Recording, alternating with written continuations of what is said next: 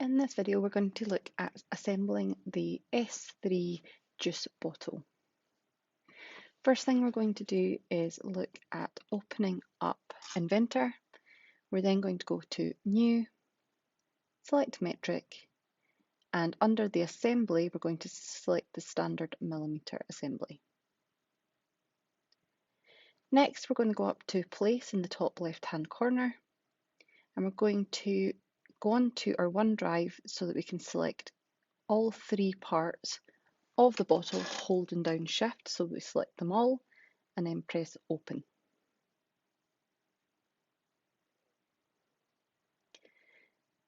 Next, we're going to click once and then press Escape so that we don't accidentally place more than one of each. Now, it's important when we assemble anything that we have something that is grounded so that it doesn't all move. So in this case, both parts join to the bottle, so I'm going to right click and make sure that it's grounded, and that means that it can't move. First, we're going to put the top onto the bottle, so I'm going to click Constrain and find the center axis of the bottle and the top and press OK. And you can see that that means that the top is stuck on the center axis. It can't move side to side, it can only move up and down.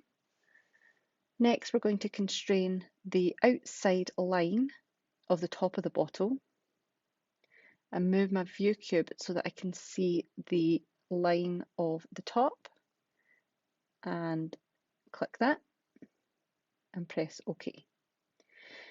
Now, to make sure this works, it should be sitting on the top nicely and it shouldn't move left to right or up and down. It should be stuck onto the bottle.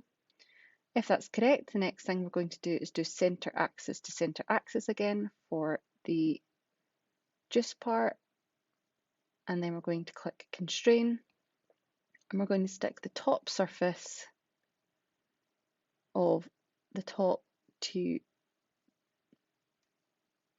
the kind of bottom side of the chamfered part of the bottle. And again, press OK.